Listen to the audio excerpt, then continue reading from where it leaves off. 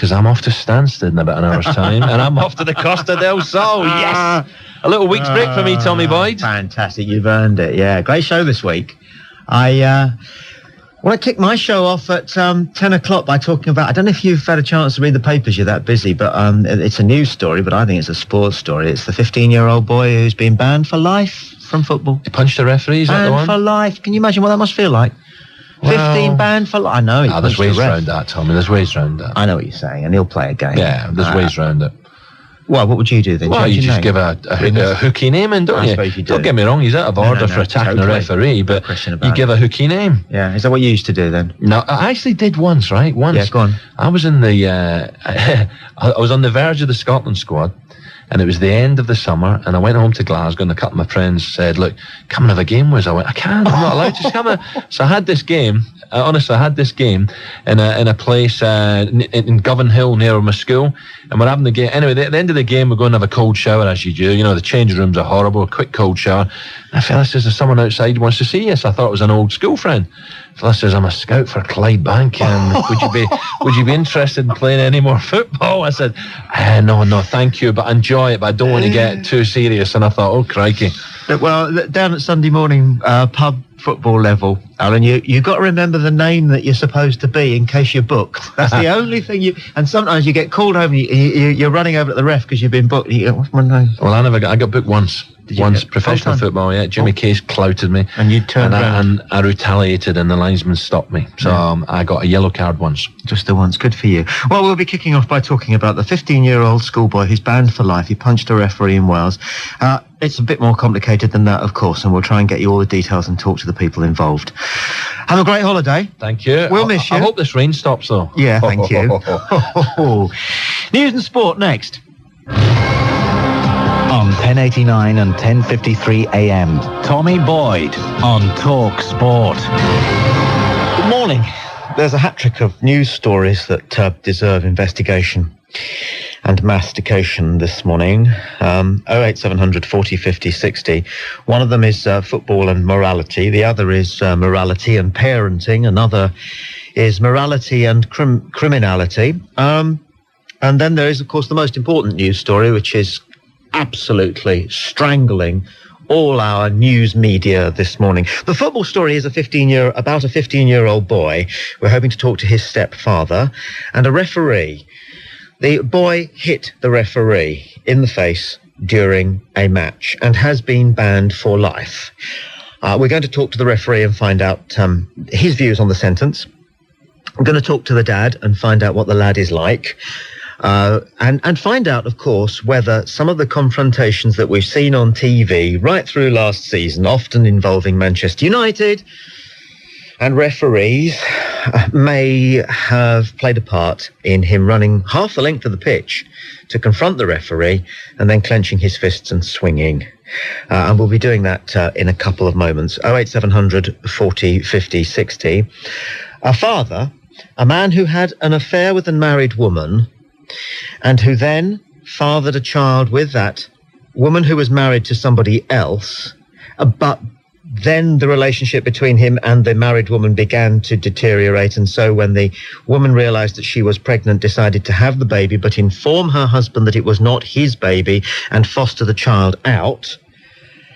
The father of this child is distressed to discover that the people who are fostering his toddler are two women who are lesbian. So tons of stuff there. And we'll be looking at that around about 10:30 and talking to people on either side of that fence. The criminality morality story is this, and it's a big one. Every criminal in the country is going to be screened by a computer to assess the risk that they pose to the public. So you've got fairly standard issues there. I think of intrusion and Big Brother, and how much information everybody believes everybody else should know about everybody. But I'm just interested to see how the technology works, quite frankly, being a bit of an IT head. 08700 40 50 60. But of course, the big story, the only story, almost the only story, of course, is Big Brother. Well, it just is. It just is.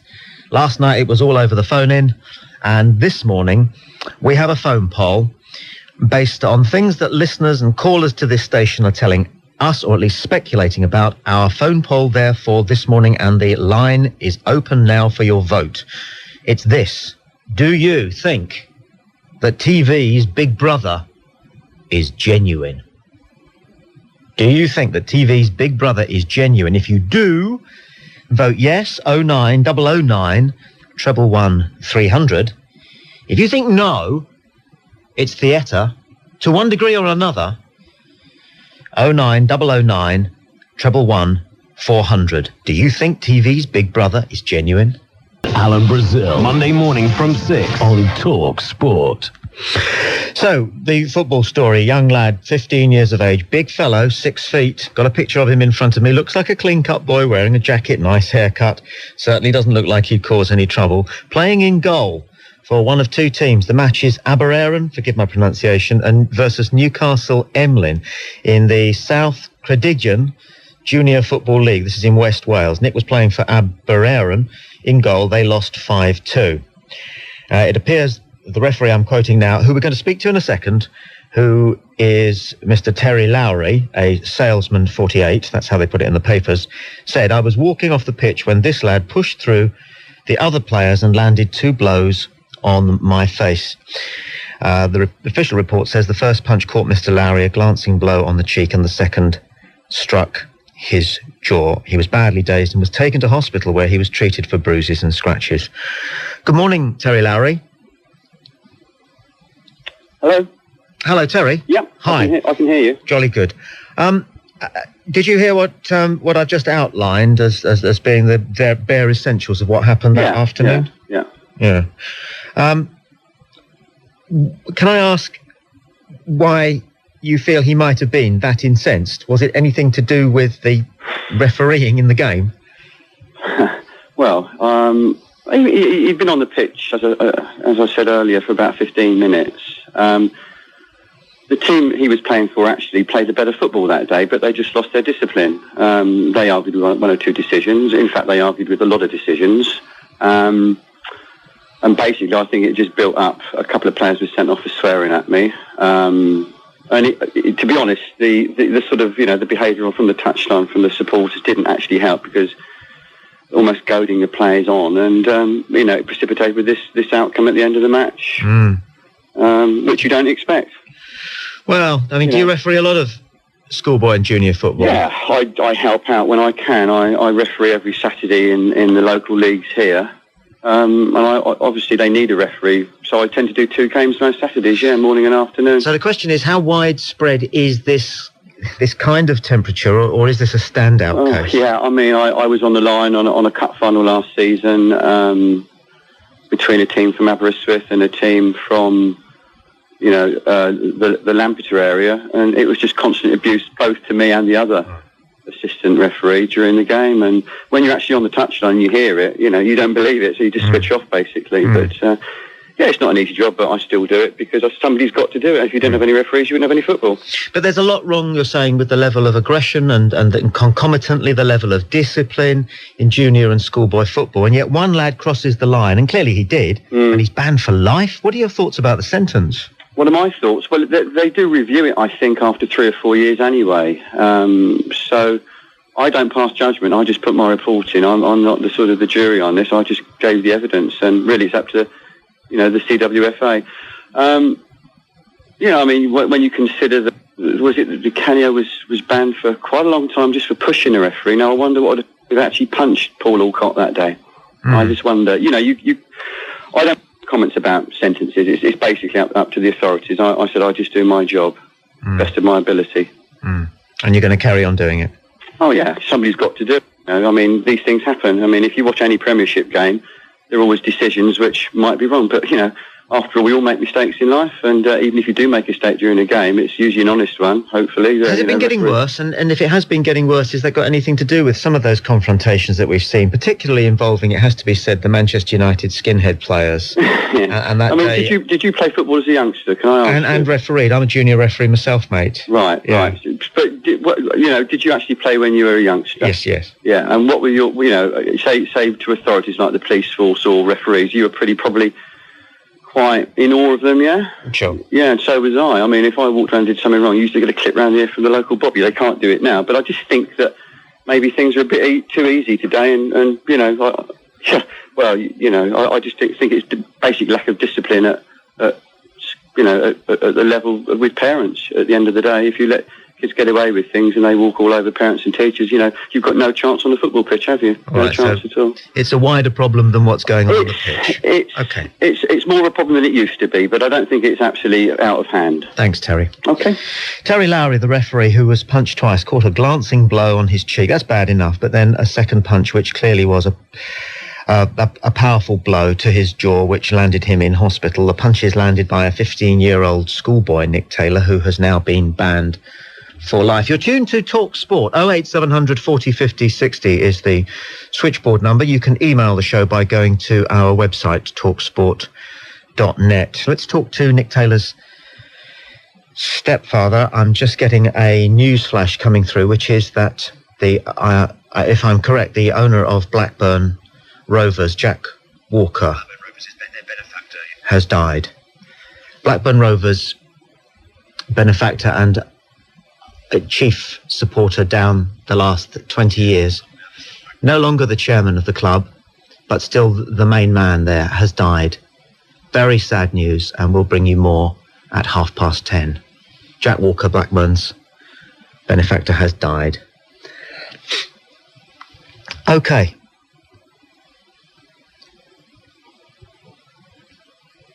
Okay, we understand that Jack Walker had in fact been ill for some time. It was a long illness, and that his illness was, though sad, not entirely unexpected. And as I say, we'll bring you more on that at 10:30. Okay, let's see whether we can talk now to John Evans, who is stepfather of Nick Taylor, returning to our story about the youngster who's been banned for life at the age of 15 from playing football worldwide, that is. We spoke just there to the referee in the game, Terry Lowry, and I hope, John Evans, Nick's stepfather, you were listening to that? I am, yes. Yeah. Okay. When did you get involved? Presumably your boy came home and told you that there had been an incident at the match. Yes. And then what happened? Well, we told him he was totally out of order, shouldn't do things like that. Should respect your referee. Mm-hmm. Okay, and then what about the sentence? Were you expecting that? A worldwide life ban from playing football? Well, I just couldn't believe it. I knew he was going to get a disciplinary of some description, but I didn't expect that. Mm. Have you been along to see this team play of his? Well, no, we run a hotel, and of course we're always busy when... Understood. Yeah. Understood. We've all seen Faulty Towers. Okay, so you don't get along to see him play. No, we don't. No. Okay. Has he previously come home and said that the games were full of confrontation? No. No incidents of not anything like this have ever been reported before. Not that I know of. No. What's his disciplinary record at school like, if I may ask? And if you want to tell me that that's not part of the discussion, that's fine. Well, it isn't really. But again, on the other hand, it's not too bad in school. Okay. All right. What's been his school's reaction to a worldwide life ban from football? Well, I don't know, to be honest with you. Yes, I was asking the referee whether he thought that it might be that some of the behaviour of some of the professionals on the pitch may have influenced what happened that day. No, I don't think so. You don't think so? No. Well, which team does he support as a matter of interest? Arsenal. He's an Arsenal fan. Okay. Well, I mean, those players are as confrontational as anybody else. Does he watch them when they're on the telly? Does he get along to see them? Yeah, how deeply is he into football? Well, he loves the game, but he's never been to see Arsenal. It's just a team he supports, you know. Mm. How's he feeling about all this? Well, in fact, before it all flared up again like this, he was just getting over it, you know. But of course, it's now come out to the media and all that, and you know, it's just brought it all back again. Mm. How long ago did it happen? It's months now. Mm-hmm. I'm not sure, to be honest with you. Mm. Did he get a chance to state his case? Did he have to appear before anybody before? Well, there was a disciplinary. We had a few days' notice, but again, we were on the night of the disciplinary. We were actually flying to Tenerife. Right. So what Nick did then was he wrote a letter of apology to the committee, mm-hmm. And also his resignation. Mm. I mean, he knew he'd done wrong, and it was his way of saying sorry. Mm. You know. And of course, since then there's been a magistrates' court hearing, and he's The referees had £500 compensation, which I think is ridiculous for a 15-year-old. I mean, when you say about the punch and that sort of thing, he had his goalie gloves on, you know. I mean, they're soft things anyway. If it was a bare knuckle, I would have thought, yes, it would have been quite a clout, you know. But quite honestly, I think there's been a lot of overreacting altogether.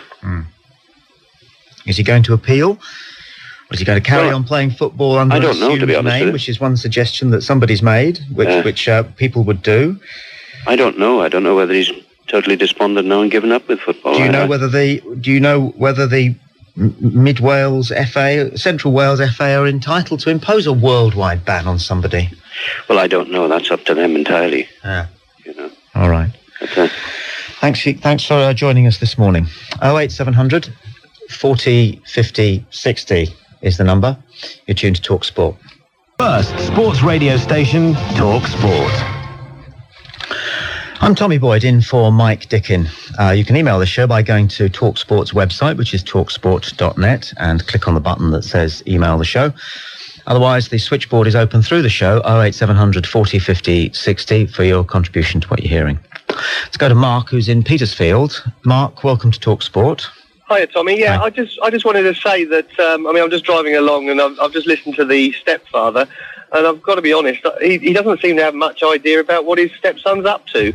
He said about how, he seems pretty sort of laid back about it all, and how he can possibly say that a goalie's glove is any justification in being able to punch a referee and should influence any sort of outcome as to how much of a sentence he should get is ridiculous. True enough. There are people, and you might be one of them, and I might be one of them, who, as soon as we hear that the stepfather had this and that and the other to say about their children, we find ourselves thinking, oh, well, here we go again.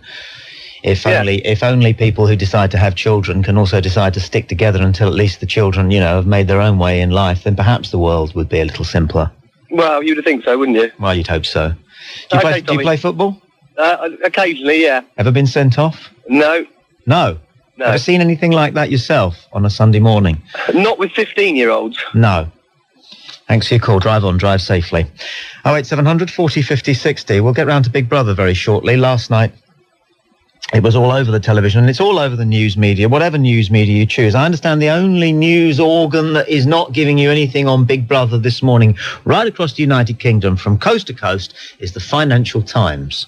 Absolutely everybody else is Big Brothering it to death. And the story today is, it's that Nick has been disqualified.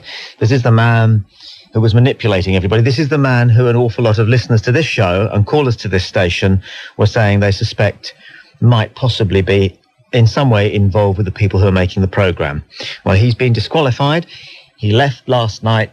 6 limousines sped away from the scene, only one of them obviously carrying him and his agent to a secret hotel location. The other 5 cars were dummies. Yeah. Do you think TV's Big Brother is genuine? That's our phone poll this morning. If yes, you think it is, 09009 111 300.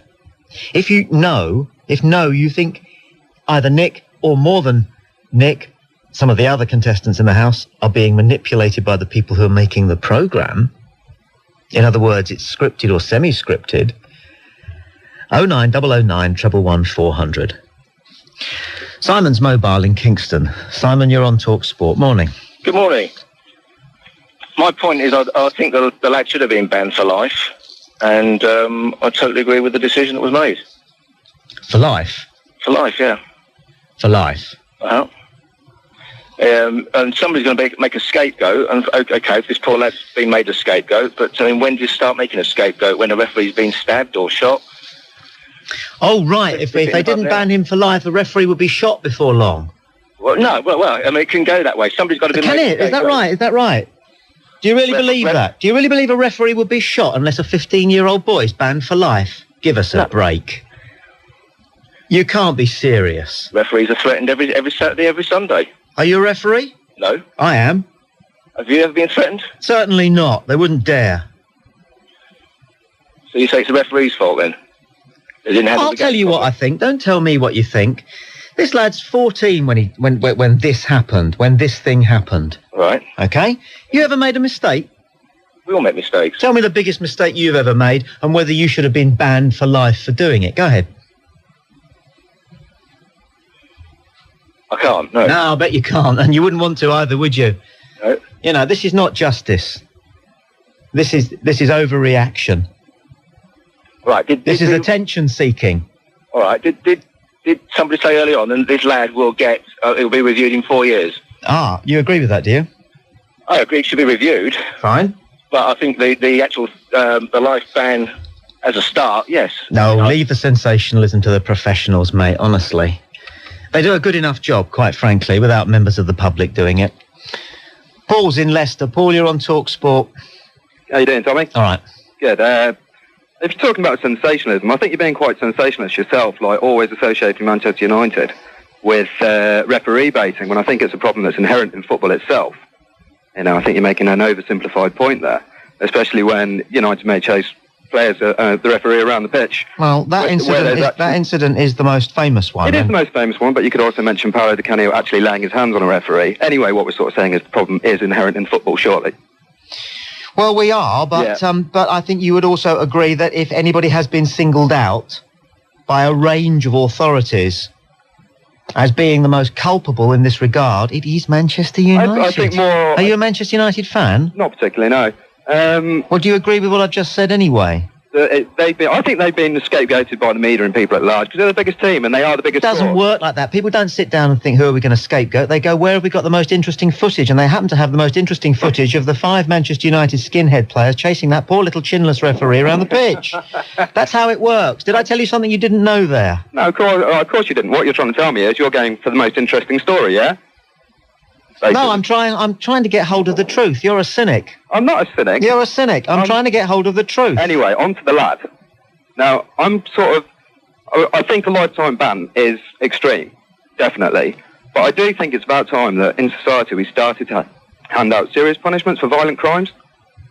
Yeah, what this referee did was give up his Saturday, Sunday afternoon to come out and let these lads play football, because if he wasn't there, they wouldn't be playing, would they? You're not a referee yourself either, right? You're not a referee yourself either, no, not at all. I don't think that really matters, does it? Well, it certainly does, because let me tell you that there are no referees who have that Mother Teresa spirit, my friend. It is not charity work. Why do you think they do it then? They do it because they love the authority. They love the involvement in a game that they were... Well, I don't think so. I know people who... Can I finish this? Well, yeah. I am a person who referees. Yeah, I know, yeah. Yeah, okay, so I'm on home ground, okay? You're playing away. Yeah, fair enough. Well, you better pack your defence, because I'm coming at you, and it's the long ball, all right? Okay, not a problem.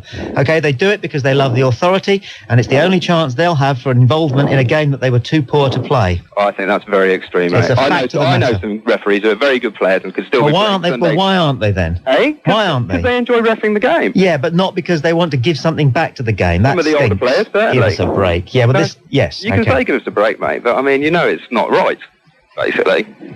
Like, what I'm saying is this guy got punched for basically doing a favour to these kids. Yeah, and I think that's extreme. And why it's got to be made an issue of is because this lad's 15 now, 14 then. Yeah. 3 years' time, could be out on a Saturday night, still thinks it's all right to punch somebody. Oh, really? do us a favour. That's ludicrous, and I won't have that broadcast, but I'll let it go out just so that you realise there are people who think like that in the world. For goodness sake, this idea of we've got to make an example of somebody and therefore it'll never happen again is absolute nonsense. Otherwise, when Margaret Thatcher decided to show dictators that they couldn't just do as they wanted and wander into small pieces of territory by kicking Galtieri's bottom, okay, you would assume, therefore, that Saddam Hussein, who presumably reads the newspapers and watches the television news, wouldn't have invaded Kuwait. But, he did. I'm sorry, we don't base our day-to-day actions, especially when our heads are hot, on history of similar events. Scapegoating don't work. 08700 40 50 60. You're tuned to TalkSport. This is Tommy Boyd in for Mike Dickin. On 1089 and 1053 AM, Tommy Boyd on the sad death, but a wonderful life of Jack Walker, an immortal man in football now, who supported Blackburn Rovers as a boy. This story is famous, but let's just remember, supported Blackburn Rovers as a boy and then went to work in the steel industry and climbed his way up the ladder and became eventually co-owner of Britain's biggest independent steel manufacturer. When he cashed in his chips there, he decided to do the best he could for his club. And what a job he did. What a job he did. Although he was based in Jersey, he went to every single Blackburn game. And his crowning triumph, of course, was on that day at Anfield when the Ewood Park side clinched their first league title for 80 years. What a fabulous life. Frank Stapleton is still with us. Frank was involved towards the beginning of Jack Walker's career. Hi, Frank. Morning, Tom. Sad news. What are your overriding memories of this man? Well, obviously, he had a big influence on the club. At the time I was at Blackburn, they were really struggling financially. We weren't getting great crowds. You know, the best crowd we would get overseas, and maybe it would be 10, 11,000, and that would be maybe for a local derby match. But once Jack got involved, the whole idea and the whole place changed, because obviously the influence of his money and where he wanted to go. I think he said that he wanted to win the championship within 5. Obviously we're at that time in the second division. They wanted to get up into the what is the Premiership now, and within 5 years of doing that, he wanted to win it. So he did fulfil that ambition. And the thing about it, the whole town was taken with him. I think I said there in the bulletin about he did put a lot back into the town, because he did take a lot out. He was a very, very shrewd businessman.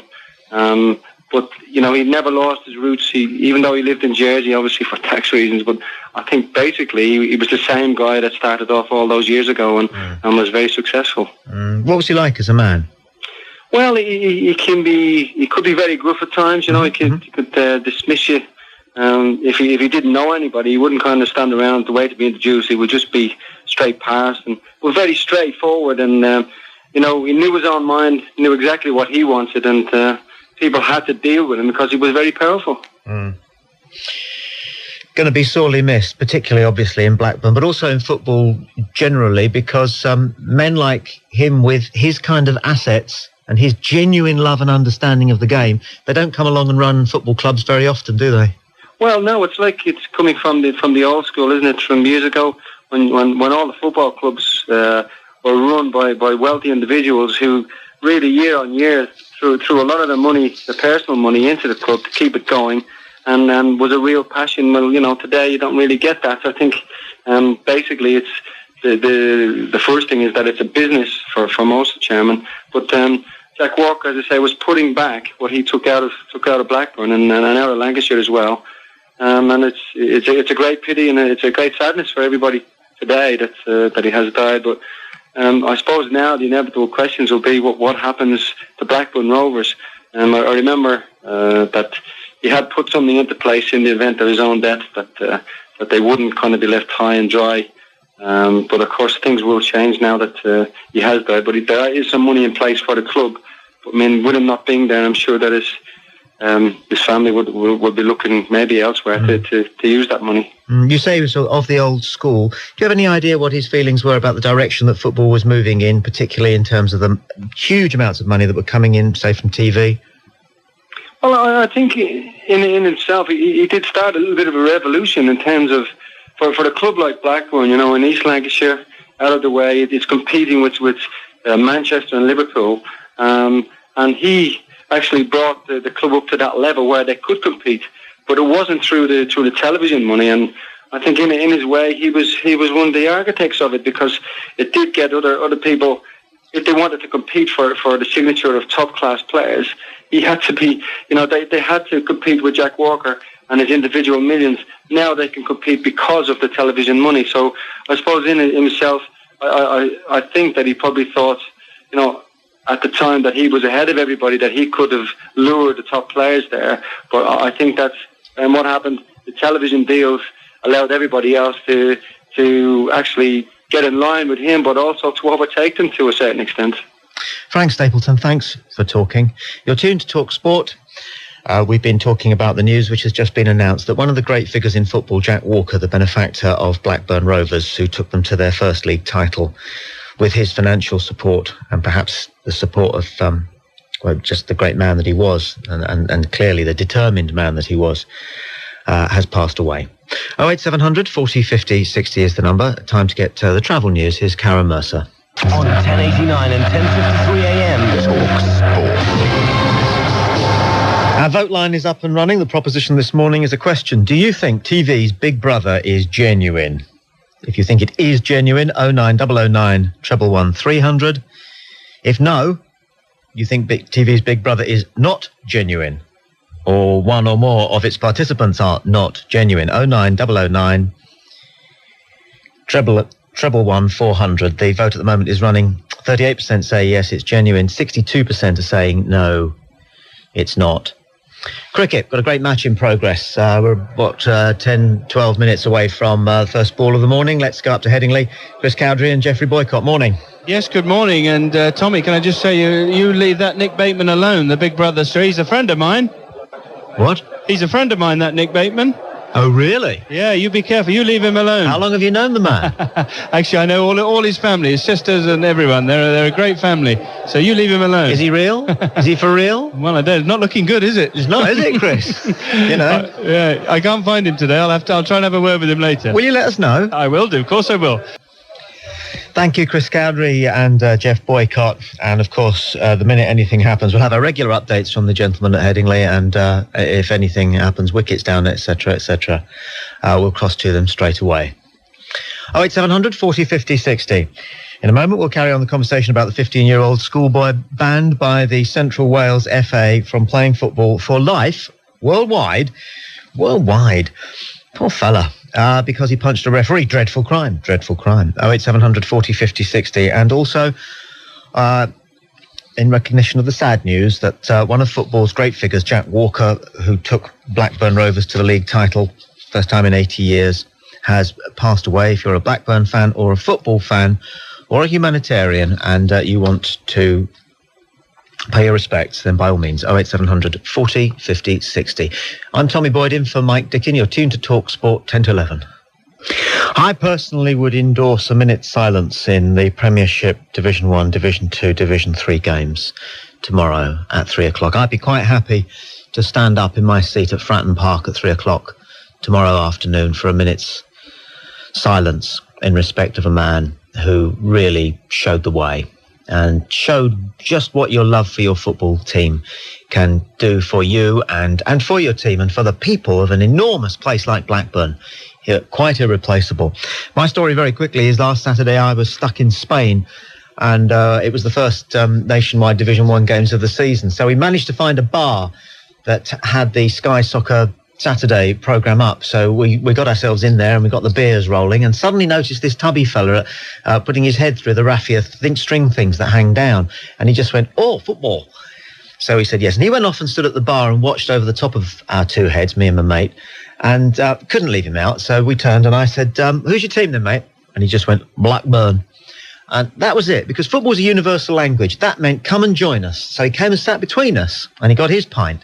And so we're chatting away. Two Portsmouth fans, a Blackburn fan, talked about Blackburn. And the conversation turned to Jack Walker. And this is not retro. The conversation turned to Jack Walker within 2 minutes. And he'd met Jack Walker, as most Blackburn fans seem to have done.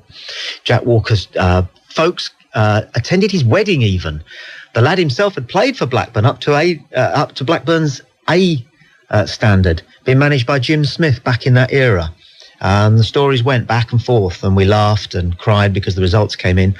But I will always remember just 3 or 4 days before the sad news of Jack Walker's death, talking to a Blackburn fan and just seeing how much he admired the man and seeing how grateful he was to the man for the last 10 years of ups and downs, sure, but so many ups at Blackburn Rovers. 08700 40 50 60. We'll go to Robert, who's on the line from Glasgow. You're on TalkSport, Robert. Good morning. Good morning, Tommy. Just about this 15-year-old kid getting banned for life. I think it's an absolute joke. I mean, I think professional football players have got to put their hand up and be counted here, because there's so many cheats in football now professionally, and 15-year-old kids emulate them. And it's no wonder now that when they see what's happening on the park, that they're going to start doing that as well. It has to be a factor. It's a question of how big a factor. Well, he's 15. I think if you give him a year's ban, I think that's bad enough for a 15-year-old kid. Yeah. But worldwide, I mean, where's he going to play? Brazil? God's sake. Yeah. You know. Plus the fact, I mean, I played football myself years ago, and I remember on an occasion a referee got attacked. Yeah. And nobody had to ban the kid because no other team would touch him. Right. You know, and well, I'll tell you my take on this. I believe that the football authorities should have handed it over to people who can who have more experience of dealing with things like this. I think it should have been handed over to the police. Well, I think so. I think that that the Central Wales FA might have been right to impose some sort of sentence on him regarding football, but I think it would have been an awful lot better if the authorities had brought him because this was a criminal offence. That's correct. And to the best of my knowledge, you know, he hasn't even been fined or up before the magistrates over it, and that's wrong. That in itself is wrong because we don't want blokes in blazers, well-meaning though they might be, who are retired salesmen or retired school teachers and have absolutely no experience of how justice works or doesn't and how sentences change the behaviour of other people or don't. We don't want them sitting and passing a judgment that they hope is going to improve the game across the country, if that was their motive, because they don't have the experience. It's a matter for the police and for the magistrates. No, Tommy, I think it should have been dealt with by the courts. And if they wanted to give him a year ban. But I think for a 15-year-old boy to be put in that position that he's got a life ban, I don't condone what he did. I think it's totally disgraceful. But at the same time, I think they could have treated him a wee bit better. Robert, thanks for your call. My team are now asking me, do I think that the courts should be involved if professional footballers commit criminal acts on a football pitch? And the answer is, of course they should. Of course they should. There are cricketers who believe that when you step over the boundary line onto the pitch, you are no longer subject to the law of the land. And if you were to, for example, murder a fellow cricketer on the pitch, you would be tried by the MCC. They actually believe that.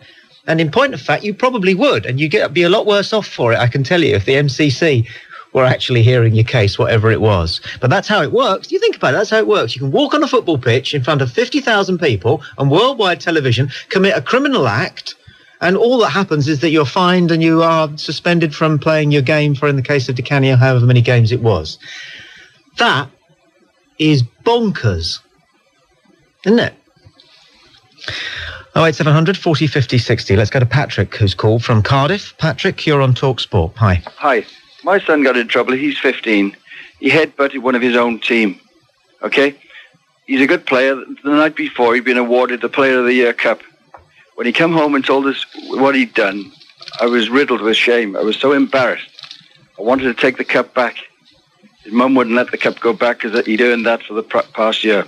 We banned him. The team wanted to carry on playing. We banned him for a whole year. And that year, he really suffered. He couldn't practice with him. He couldn't play with him. He's learned his lesson. A year would have been ample. Okay. How old is he? He's 15. He's 15 now. Just started playing back with him again. So he was 13 and a bit when it happened? Yeah. Yeah, okay. Thanks for the story. When we went to the child's parents, took him to the child to apologise. Yeah. His pocket money was spent for a month in buying something to compensate the kid that he'd headbutted. The parents said, thank you very much, because something like this has happened before, and the parents didn't want to know. Well, I think you've done a good job. Well played. But the parents need to take a bigger part. There's no question about that. It doesn't matter what you're talking about in the upbringing of children. Parents can't be too involved. And they can't think too hard about it. And they can't worry too much about whether they're getting it right. That's how it is to be a parent. Painful. Angst-ridden. Nightmare. Kind of worth it in the end, but you've got to stick at it. You've got to work. You've got to go that extra mile. Nice one, Patrick. 08700 40 50 60. The poll's running 38% yes. Big Brother is genuine. 62% no. There's more to it than meets the eye. I'll remind you of the numbers again if you want to get involved in the phone poll in just a second. You're tuned to Talk Sport. I'm Tommy Boyd, in for Mike Dickin, completing the first week of his holiday. He's off next week as well, and I look forward to being here Monday through Friday next week. This is Talk Sport. Time for news and sport. It's 11 o'clock. On 1089 and 1053 AM, Tommy Boyd on Talk Sport. 3 or 4 things we're going to be talking about in this hour. Big Brother, the programme, which has had a sudden exciting turn of events overnight. The internet site where you were able to get 24-hour access to what was going on in the house suddenly went off air after a slight contretemps had begun. And then the programme's makers announced that a character who'd been under scrutiny almost from day one called Nick, who claims to be a stockbroker and is a friend of Chris Cowdrey. Don't worry, we will pump him further on that, no problem, next time we go back to the cricket. Might be more or less than he appears to be. Well, he's been disqualified for cheating. I'm not quite clear on what it is that he's done that's broken the rules of the programme. Something to do with having notes and passing them to other contestants. I don't know why that's subject for disqualification. My team know more than I do about this. Craig's going to tell me what the reason is. They've got it here and they're about to tell me, I think.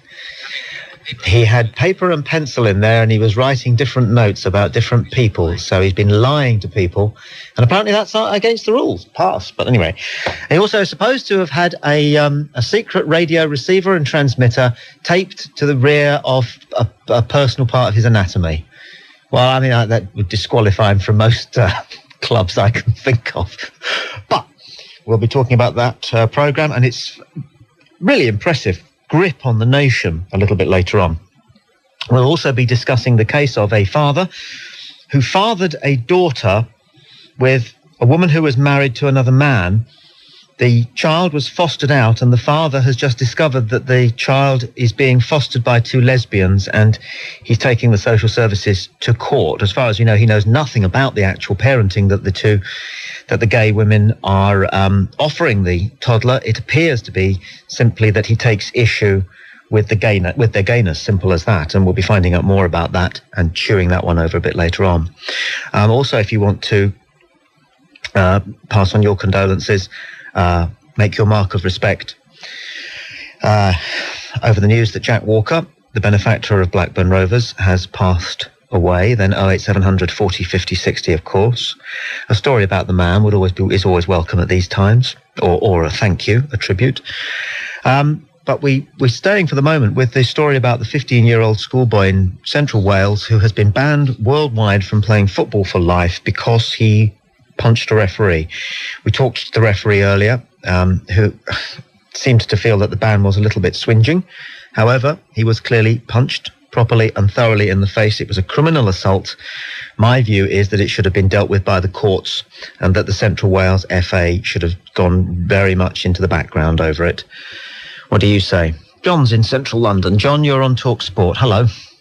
Tommy, how you doing? Fine, thanks. Yeah, this lad, I mean, I don't condone what he did. I do believe that the punishment that he was given was a little bit excessive. I mean, ban a 15-year-old for life when some of these professionals are sort of, getting fined a couple of weeks' wages or whatever for whatever they do. It's a common practice to give out a much harsher sentence than you actually intend to carry out, so that it gets it gets the publicity and then you pull it back. Hopefully they'll sort of relook at it and maybe sort of find out why he did it, etc. And sort of say in a couple of years he can play again. They've got to protect referees. They're doing it at every level. Exactly. I mean, I refereed Sunday League for a few years and gave it up because I felt threatened by people of my own age and younger. I mean, I'm 32 years old, and people of my own age who I thought would know better and younger were sort of threatening, and even after the game, walking back to the car, you'd get a group of them behind you just because you're given a bad decision. Sure.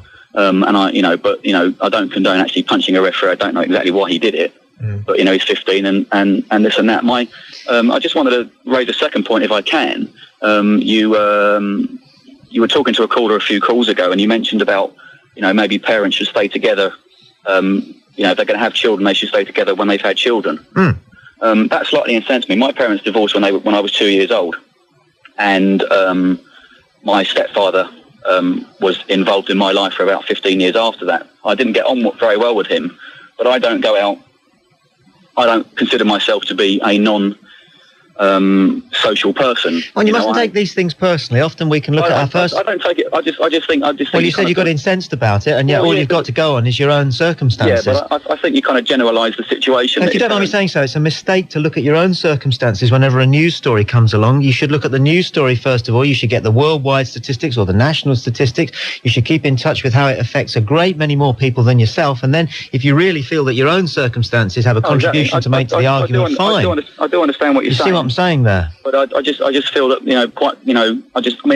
it's the typical reaction, I suppose, human reaction. You hear something on the radio, and you do look at yourself and think, well, actually, that's not true. My parents are divorced. Yeah. I've turned out okay, etc., etc. But as far as you know, but you might have turned out better if your parents had stuck together and been happily married. You don't know that, do you? You don't know that. Well, you don't know anything, do you? You turn left or you turn right, don't you? I'm making conversation here, yeah, okay. I just have to, just one more point if I can. Sure. On the Jack Walker incident, I'm a Chelsea fan. When Matthew Harding died a few years ago, it was very sad. The following Saturday, there was a minute's silence, not only at Stamford Bridge. That particular day we played Tottenham, and I have to say the Tottenham fans, however much there is between the two teams, were fantastic. Yeah. There was a minute's silence at every ground around the country. I watched Match of the Day that night, and not a word. Sometimes you get an idiot will shout out. Yeah. Not a word was spoken because of Matthew Harding. Hopefully. Who have you got on Saturday? Are you playing on Saturday? Well, we're playing West Ham tomorrow at home. And you would be very happy. You would be delighted. I would be very happy. I mean, the same thing happened with Sir Matt Busby. Yeah. Again, Man United. Okay. A few idiots made a noise, but there are certain people in football that have a lot of respect. Matthew Harding was one, Jack Walker's another, Matt Busby another, and others. Okay. And I'd be very happy to stand up and pay my respects, and I'd like to pay my respects to his family and to. I think all football fans would. To all the Blackburn fans that are obviously, sort of hearing this news and obviously want to talk to you later. Good call. Hopefully the FA will, sort of say to these clubs, they've got time. Well, clubs can do it anyway if they want to, I'm sure. Thank you for your call. They want to. Okay, Appreciate that. Yeah, there is a thing. The FA are cracking down and looking after referees. I've just remembered that from no longer will referees' hometowns appear in football programmes. You'd always notice that your referee came from Stoke for some reason. Well, that won't happen anymore. It'll just be referee Fred Bloggs, assistant referee Arthur Jones. No Swansea, Stoke, whatever. Obviously, and also referees are being instructed that they must be ex-directory. They may not put their telephone numbers in the phone book. So obviously, perhaps a directive has gone out from the FA to help protect to help protect referees. We'd like to thank everybody who's phoned on this subject, and unfortunately, we're not able to get to every single call, for obvious reasons, that has come through to the switchboard. Let's find out what's happening on the roads from Karen, and in a moment, we'll pay our first visit to live action from Headingley. On 1089 and 1053 AM, TalkSport, let's get a cricket update. We'll go to Headingley, where the test's, 17 minutes old this morning. Chris Cowdery, Jeff Boycott. Cackle from... Did you hear the cackle from Jeff Boycott when we weren't sure where we were? That exciting. Great test match we got here on our hands. Fantastic sport. Next question, 08700 40 50 60. It's this. Has a man who fathers a child out of wedlock and doesn't even know that he's fathered a child any right to tell social services that the child should not be fostered with a lesbian couple? This afternoon from 2, only on TalkSport. So I'll open the phone lines now, 08700 40 50 60, but unless you're right across this story, it might be an idea just to hang fire until you've just heard me reprise it again, and also have a chat to, the gay rights pressure group Stonewall, and we'll also be talking to Lynette Barrows, author of The Fight for the Family, and get their views on it. But this is the story as I understand it. A man had a relationship with a woman who was married to somebody else for a period of time, and during that time she conceived by her boyfriend, her lover. She had to betray to her husband that the husband was not the father of the child that she was clearly pregnant with, because the father would have worked it out for himself anyway, and the decision was made that the child would be born. Also came to an end. However, I'm not clear of the means by which this happened, but the father of the fostered child, who is now a toddler, discovered that his daughter, as he sees it, his daughter is being fostered by a gay couple, a pair of lesbian women. Okay. And he's incensed about that. Now, as far as I know, he hasn't got anything in terms of specific evidence to show that his daughter is not being fostered correctly. So it appears to me, and I might be wrong, to be a straightforward case of fear of gays. Let's talk to Sebastian Sands then of Stonewall, the gay rights pressure group. Good morning, Sebastian. Okay, Sebastian, hi. Hi. Hello there. Hello. First of all, have I read that story right? Is that how you read it? I've probably seen no more than you have. Okay. I saw the front page of The Sun yesterday. Right. We're in August. It's the silly season. It's time to bash the lesbians. Well, time for a father to do that, but we're looking to try and glean as many facts as we can here and try and come to a sensible conclusion ourselves and the listeners. 08700 40 50 60. As far as you know, this is in your view perhaps a clear-cut case of nothing more or less than fear of gays. It sounds to me like it. I don't know very much about the case at all. As I say, I know more than you've seen in The Sun and that I've seen in The Sun. It sounds very much to me like it is a case, as you say, of fear of gays. We call that homophobia. It's fairly deep-rooted still in our society, and every now and again it rears its ugly head, and we're all talking about it again. Because it's going to be a bit of a red rag, though, isn't it, to those who perhaps need more education in the business of being comfortable with gay people. Bit of a red rag to allow children to be fostered by lesbian and gay couples, unless of course it's essential either for the child or less importantly for the parents, the foster parents. Two things there, I would say. The first, which is in all these cases is the most important thing, and that is the interest in the welfare of the child. We must put that before we put any other considerations about lesbians, about fostering, about social services. The most important thing is that the child is well cared for and is being brought up in the best way possible in whatever circumstances that is, that the child feels loved and feels secure and feels that it's got a proper, good home. That's the most important thing. The other thing, I think you hit the nail on the head, it's about education. People are scared of homosexuals. People have dislike of homosexuals. They feel uneasy around us. And I think the key thing there is to address the question of how we make people feel more comfortable with that, how we make people realise that neither lesbians or gay men have two heads. We don't have horns and a forked tail, and that actually we live ordinary, normal lives like everybody else does. And I think we need to combat a lot of the misinformation that's put about.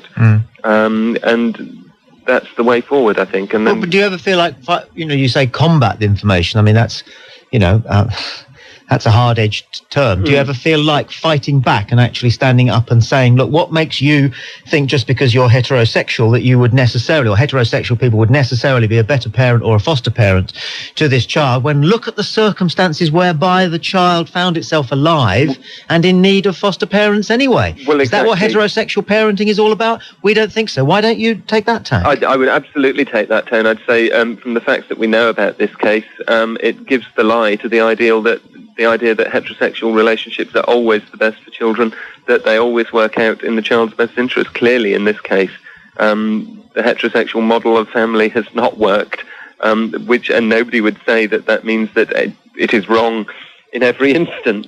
But clearly, in this case, it has not worked out, that the people who make the decisions about these matters, social services and the proper authorities, have made, I can only trust, is a proper professional decision, that the two women involved in this case are perfectly capable of giving this child a much more secure home than the one that it was born into.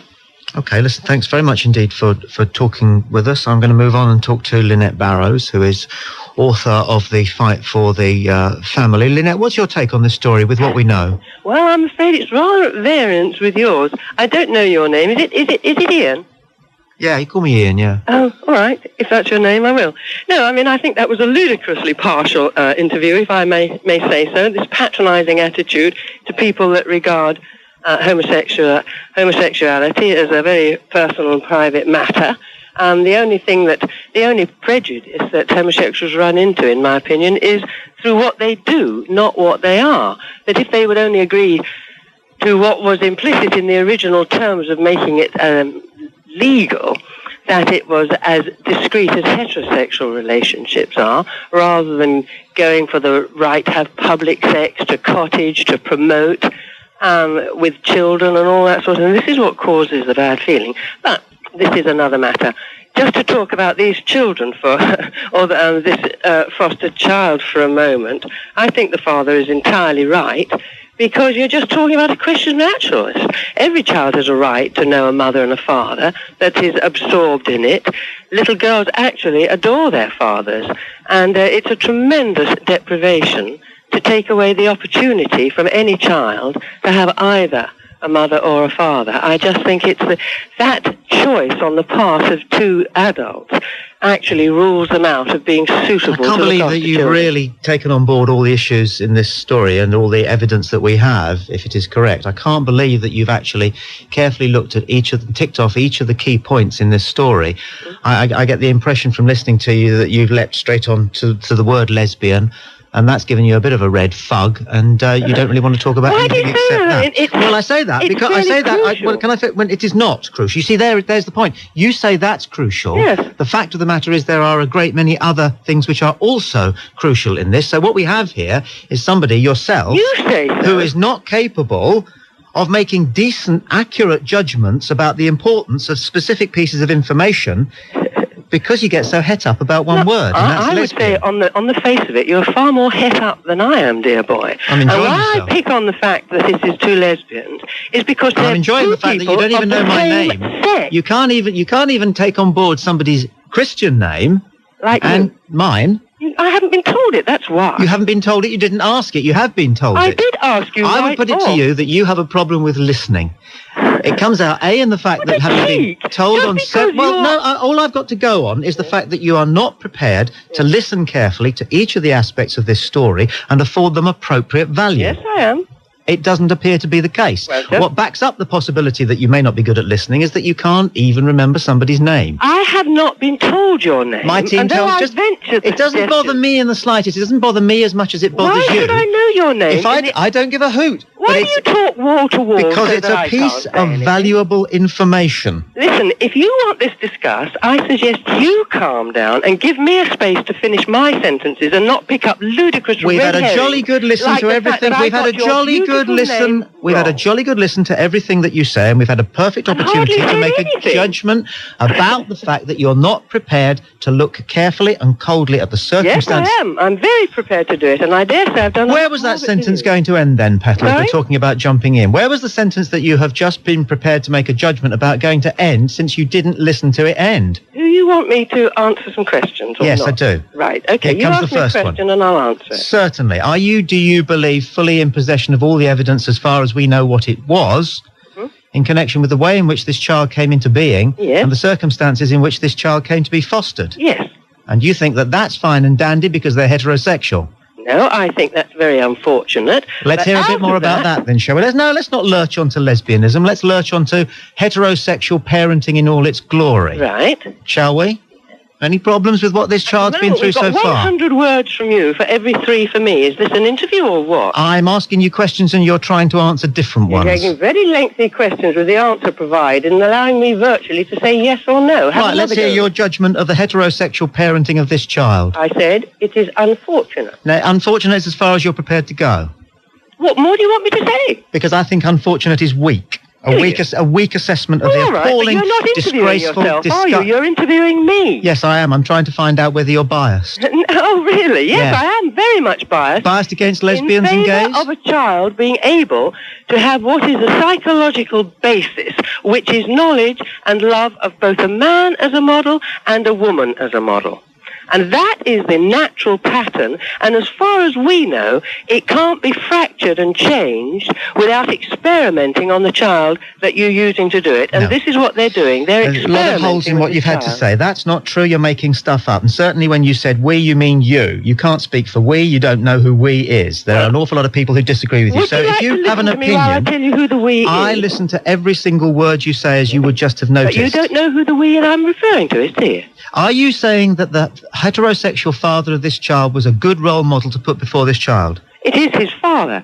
I'm asking you a different question, again, to the one you've answered. It is that it's very important to a child to know its parents. We don't pick our parents in any case. But you said that a child needs the right role model as a father, a Yes. male. Any male? Any male? In the absence of its own father, it at least deserves to be given what is every child's birthright, which Would is you go a so far as to pattern say? of its Would you own go so parents. far as to say that a bad male role model for a child is better than a good lesbian role model? When you say role model, do you mean father?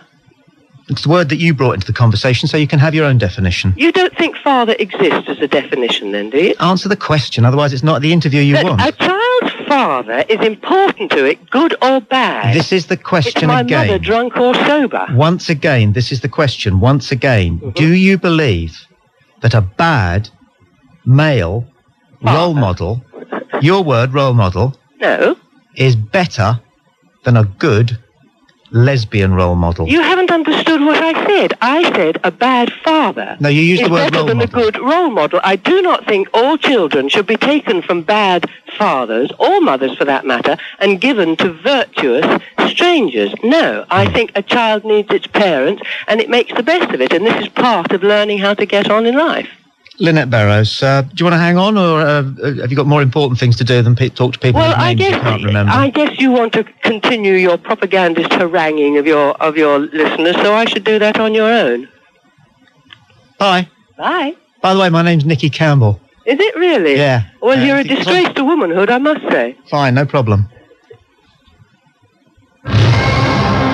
On 1089 and 10:53 a.m. Tommy Boyd on TalkSport. Tommy Boyd in for Mike Dickin. You're tuned to TalkSport. There was an email on the phone-in show last night which I mentioned, which we're still looking into, the contents of which I can't divulge or do anything more than hint at, because if it's a fictional allegation about the programme Big Brother, sorry, did I mention that? If it's a fictional allegation contained in an email to this radio station about Big Brother, if it's fictional and we were to broadcast it, then we could be in hot water legally. However, if there's some truth in it, then all I will say is that investigations by journalists and members of the public and possibly broadcasting authorities into just how Big Brother is made will occur. That's all I can say. We're running a phone poll. Do you think that Big Brother is genuine? If yes, 09009 111 300. If no, you don't think it's genuine, in one facet even, not necessarily all, 09009 111 400. Richard Smith, for example, has emailed what happened about that email you received last night regarding Nick from Big Brother. You said you were going to follow it up. We're following it up. There's plenty of time. Elsie Young has emailed from Hong Kong to say she'd like to pay respects to Jack Walker, a great man who has shown everyone by his action the true definition of the passion that is involved in the great game. I'm no Blackburn supporter. I follow Newcastle, actually, but I believe he's done a great deal for football, and it should be marked with a minute of silence in those weekend games. If it hasn't been announced already, I'm sure there will be a minute's silence at every ground. Cyril O'Brien has emailed on the story of the 15-year-old boy banned worldwide for life for punching a referee. Lifetime ban is over the top, but I feel the whole issue has come about by bad examples given by the professionals. And he says, I agree with you, Tommy, on your view on Manchester United. They may not be the side most likely to chase a referee backpedaling around the pitch. They may not be, but they are the side that we see most doing it because they are on television the most. Okay? So perhaps you could blame the television authorities as well, the television companies, perhaps, if you want to, as well as Manchester United. But we saw 20 times, 30 times, the Manchester United skinhead players chasing that chinless, small, very nice referee, backpedaling away as he was, looking absolutely terrified around the pitch as they glared at him and shrieked at him and got their faces to within well within his body space. And I think that they may have something to answer for when things get out of hand on the pitch in the coming season. 08700 40 50 60. John Field has emailed Big Brother. It's a huge fix unless they prove it otherwise. Oh, surely not. I mean, was Hamlet a fix? Yeah, guy wrote it. Or you can email the show by going to our website, which is talksport.net, and you click on the button that says email the show. Let's get the travel now. Here's Karen Mercer. On 1089 and 10:53 a.m. TalkSport. Let's go to Phil, who's mobile in Basingstoke. Phil, you're on TalkSport. Hi, good morning, mate. Phil. Sorry, just like to just mention something about the two previous callers that you've had. Everyone seems to be concentrating on this lesbian issue. Now, it's not a lesbian issue. What the issue is, the father of the child didn't know he had a child. He wants to now take a part in that child growing up. Now, that's right, and he's entitled to do that. And I think everyone's jumping onto the bandwagon about lesbians. No, he doesn't want to take... lesbian bashing. He doesn't want to... No, Phil. He doesn't want to take a part in the child's upbringing. He just doesn't want the child fostered by lesbians. So he doesn't actively want to take a part in the child's upbringing, or... No, he wants what he considers to be proper people, like him, but not him, to bring them up. Well, I mean, he's hardly a proper person, is he, if that's his attitude? My point, but you try getting that across to the lady I was interviewing. Well, to be honest with you, I thought she was on drugs. Oh, no, dump that. She did... No, all right, let it go. He was only joking. The man was joking. Tongue-in-cheek remark, perfectly acceptable. Tongue-in-cheek remark. My opinion was that she was just incoherent. I felt that all she was concentrating on was the lesbian aspect of it. Yeah. At the end of the day, yes, of course, a child needs both a man and a woman, ideally. Yes. But it doesn't mean that they're going to lose out by just having a lesbian parent. It's the same if they had gay parents, homosexual parents. Yeah. You know, and I think people should just think about... Yeah, because where will the witch hunt end? There's plenty of gay people who have fostered children within a heterosexual marriage. Yeah. Okay. And then they come out later. A very good friend of mine is now a lady. And when he comes round with his children, they still call her dad. Yeah. True. Yeah. No, that's cool. They're fine about it. No, there aren't any problems there whatsoever. But what are we going to go do? Go around making sure that everybody's completely heterosexual before they're allowed to have children? And you've hit the nail on the head there, Tommy. The children are fine. Yeah. And that is all that is the concern, that the child is happy and is being brought up in a loving environment, is learning wrong from right, morals and principles. And that's fine. And that's what we've got to be concerned about, the child's welfare, rather than the merits of the parents. You know, and for the lady to turn around and say, you know, a child should remain with his parents, whether they're drinking, whatever the situation may be, that's how she was coming across. Why would you want to put a child in an environment where the father or the mother was drinking, where there could be violence, etc.? And that's a heterosexual relationship. Much better to put them in a homosexual relationship, parented by homosexuals, lesbians, whatever you want to call them. Phil, you're a wise man. I'm grateful for your call. No problem, Tommy. Good weekend. Cheers. John's in Mitcham. John, you're on TalkSport. Good morning. Oh, hi, Tom. Hi, John. You're a wise bloke yourself, actually. I always listen to your show. Sorry, I might be sounding a bit nervous because this is the first time I've ever phoned a radio station. But I felt I had to phone up because that woman who you had on, the family group woman, I mean, it's people like her who I'm not gay myself, but it's people like her who keep the world in the dark ages, you know? Yeah. And it's a word that's being hijacked, you know, families, by a certain sort of section of the population. You get... Well, who was the lady politician who started that Families for the Bomb? Oh. Do you remember her? Lady politician, Olga Maitland.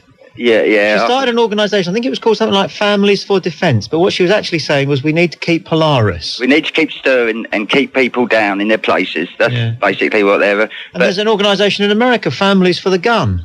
Well, there you go, yeah. And women go marching because they want to be able to keep their guns in their handbags, but they call it families. Yeah, it's very family orientated. But I just felt I had to phone Tom because I listen to your show, like I say, in the evenings, and a lot of what you say does make a lot of sense. And if there's more people in the world like you, I'm not trying to plug or anything, but all I'm saying is you make a lot of sense and to a lot of listeners. All right. I'm one of the people who are the listeners. This is the first time I've ever phoned, but I just felt I had to get that over. Next time it'll be even easier, but you've done a great job this time and I'm grateful for everything you said. Thanks for calling. Bye, Tom. Have a good weekend. I want to bring Charlie Catchpole in, Mirror's TV columnist, a man who knows his way around the front and the back of television, what goes on. Hello. Hi there. Because before we get down to the key question, which is how come Big Brother has got this absolute stranglehold on the nation, what are you hearing behind the scenes about how much the programme is being manipulated by its makers, never mind about the contestants? Well, I mean, I was suspicious from the start. That there was a lot of rumours that the guy Nick, you know, who's made the headlines in every paper, including the Telegraph and the Times today, that he was a plant from Channel 4. Now, that's not been proved. But in a way, they're all plants. Every single one of them has been given a role to play.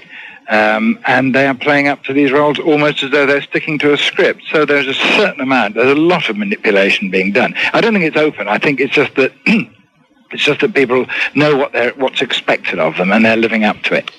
Yeah, I mean, we have to come clean, don't we, and say that whatever kind of television programme you're working on, producers and researchers, whether you're presenting it or whether you're a guest, whatever you're doing, a contestant, you're taken to one side and you're given some advice about how to come across best. But what they're really advising you to do is make the best possible contribution to the TV programme so that their ratings go up. So this sort of thing does happen across the board, doesn't of course it does. And I mean, one of the lads, the first lad to be chucked out, Andy, who had been given the persona of a sort of sexhibitionist, and then his ex-girlfriend gave an interview in one of the papers this week in which she said he was nothing like that at all. But before he went on the show, he told her that that was the role that they wanted him to play, you know. It's as realistic as a blind date, episode of Blind Date, to be honest, which is, you know, scripted and rehearsed, and everyone knows the role that they've got to play. But having said that, it has got the nation talking, and this is what's extraordinary.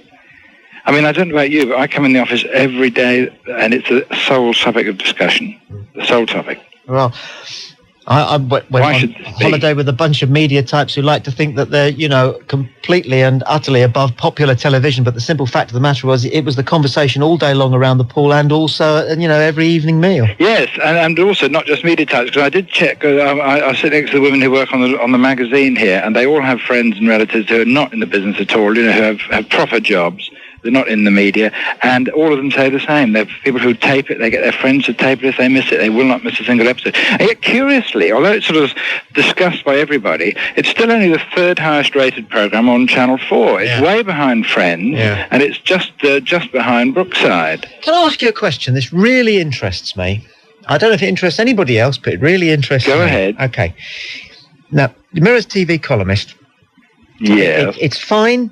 I'm only talking about television here, not the Mirror. Right. It's fine for television programmes to be as entertaining as they can. Yes. As long as they don't cross any important moral or legal boundaries. No problem there at all. Yeah. However, television news is sacrosanct, isn't it? There's either something is news or it isn't. And when journalists sit down to do the lunchtime news, say at the BBC, all they will be assessing is what and is not news. Right. However, we know, don't we, that BBC TV News will never feature Big Brother as a news story, even though it is a major news story, not just for the tabloids, but for all the broadsheets. Well, it's funny you should say that. I would have said that, but apparently, and I don't know because I didn't hear this, apparently it was on the BBC, on the radio news this morning. On the briefly mentioned. That's what I'm told. On the way into work, I was told that. Yeah, it's on the radio news. Oh, you never see it on there. But you never see it on the BBC television news? No, well, right. I mean, that's one of my pet bugbears. Okay, tell me about it. I mean, I think the compilation of the news on mainstream TV bears absolutely no relation to the agenda of 99% of the people in this country. I'm listening to this guy. Every word he's saying should be tattooed onto the forehead of every television journalist. How many times is the lead item? I tell you, I've been making notes lately because I'm about to explode on this subject at the Edinburgh TV Festival. In fact, how many? There's a forest fire on one of the Canary Islands. It didn't threaten any holidaymakers. It was a deserted part of the island, the opposite side of the island where any holidaymakers ever go. It was brought under control, and no loss of human life, no danger to human life at all. And yet it was a second lead item on the BBC News a few weeks ago, purely because they had a camera team there. I mean, that is news of no interest to anyone except if you happen to be a farmer in the Canary Islands. Yeah.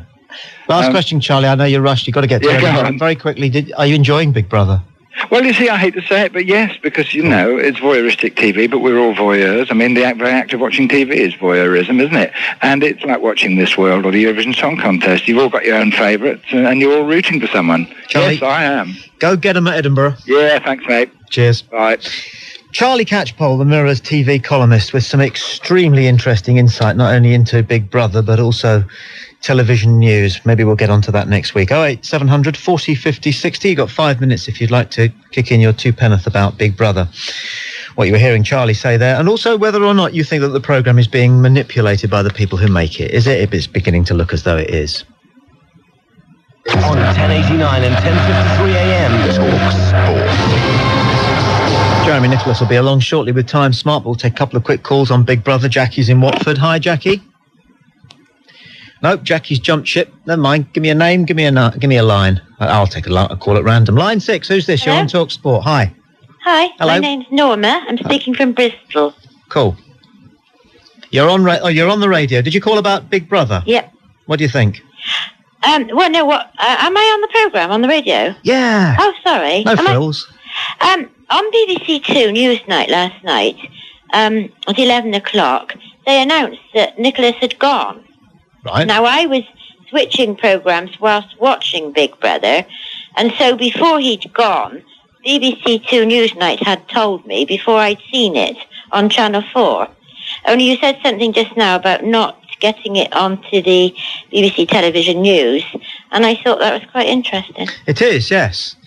So you're like everybody else. You sit there with your remote on your lap and you give every programme Well, I about was in bed, 15 yeah, and I seconds. flicked it over in the adverts, and I heard it on Newsnight, and I thought, oh, blow, I know. because I knew it before the end of the programme, and it was reported on BBC Newsnight. Which Newsnight bod was it? Was it the Kirsty bod or the Jeremy bod, It or the was, man who sounds like Jeremy but isn't no, Jeremy? the girl, the woman. She does News 24. I can't remember her name now. She's got long hair. And she newsflashed the story that was happening live on a Channel 4 entertainment programme in Newsnight. Yeah, because they do news. She'll get a memo. Yeah, I thought, oh, blow, I've learnt that before I found it out, you know? Thanks for your call. Very interesting. Our phone poll, do you think that Big Brother is genuine? 32%. Approximately a third of our listeners say yes, it's genuine. 2/3 say no, it's not genuine. Jeremy, good morning. Hello. Now, as you know, I watch every single programme, and fantastic last night. We were expecting 40 minutes. We got an hour and 10. We didn't think we'd ever go to bed. We thought it was just fantastic. Now, the interesting thing is they're talking about replacing him. Yeah. That can't be right. You That can't ain't replace gonna work. because somebody that goes in now will have seen all the stuff that's gone on before. So they're going to let us think that they're going to replace him, and then I'm sure what will happen tonight, we'll be watching at 8 o'clock. We've got 2 parties to go to tonight, and we've told people we're going to be late. Seriously? Yeah. Because you've got to watch it live. Come on. And I think what they're going to do is they're going to reprieve Craig and Nicola and say nobody goes out this week, and then they'll have a massive party, and it'd be really nice. But Craig, who I've always thought was a bit of a prat, was brilliant yesterday, the way he confronted Nick. Coming up on my show, because I think we talked enough about Big Brother now, probably. If you're, if you want to keep your workers happy, forget giving them a pay rise, just give them a pat on the back. We're talking about breathable football shirts, the latest thing, and also the regular computer phone-in. That's coming up after the news. Don't forget to subscribe and like. Comment too if you wish. Even slap your legs and make a purchase from Ann Summers. But don't do nothing.